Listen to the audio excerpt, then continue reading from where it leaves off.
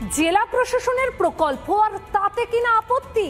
এতবার গ্রামের মহিলাদের বেধড়ক মারধর তৃণমূলের পঞ্চায়েত সদস্যের, আর ফালাকাটায় এই ভিডিও ভাইরাল। আর এই ভিডিও ভাইরাল হতেই সেখানে শোরগোল তুঙ্গে তরজা। অনেকক্ষণ ধরে মা বোনরা বসে আছেন, সবাই বসে আছেন। 21-এর নির্বাচনে এই মারা বসে আছেন বলেই কিন্তু আজকে আমরা বক্তব্য রাখতে পারছি। এটা বলতে দ্বিধা নয়, কারণ মহিলারা মমতা বন্দ্যোপাধ্যায়কে কথা দিয়েছিল এবং 21-এর নির্বাচনে জয়লাভের মূল কাণ্ডারি মহিলারা। শুনলেন তো কি বলছেন তৃণমূল নেতারা? এবার দেখুন কাজ।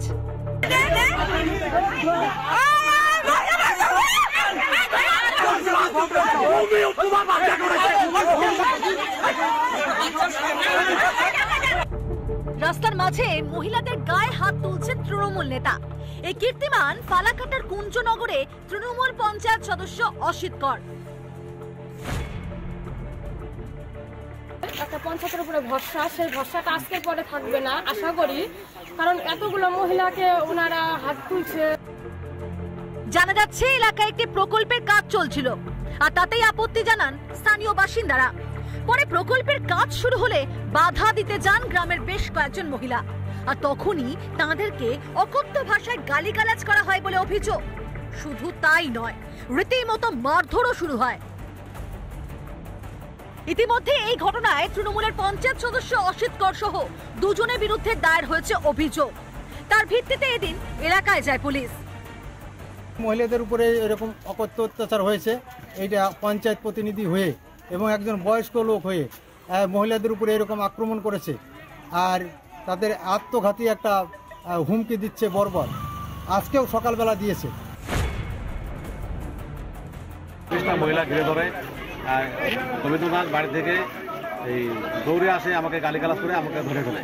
তখন আমি তার হাত থেকে বাঁচার জন্য ওদেরকে ধাক্কি সরাই দিই। কুঞ্জনগরের রাস্তায় কিছু মহিলা কিছু পুরুষ বিজেপির নেতৃত্ব উস্কানি দিয়ে সেই দুজন পঞ্চায়েতকে আক্রমণ করে, বাসের লাঠি নিয়ে এসে তার উপরে প্রহার করে। কোনোভাবে আমাদের পঞ্চায়েত দুজন বেঁচেছে। অসিত কর যেভাবে মহিলাদের উপরে চড়াও হয়ে তাদেরকে লাথি মেরে, ঘুষি মেরে, ধাক্কা মেরে ফেলে দিলেন, এই গুন্ডামি এটা তৃণমূলের আমলেই সম্ভব। এমনিতেই কসবা কাণ্ডের পর নারী নিরাপত্তা নিয়ে তৃণমূলের অস্বস্তি তুঙ্গে।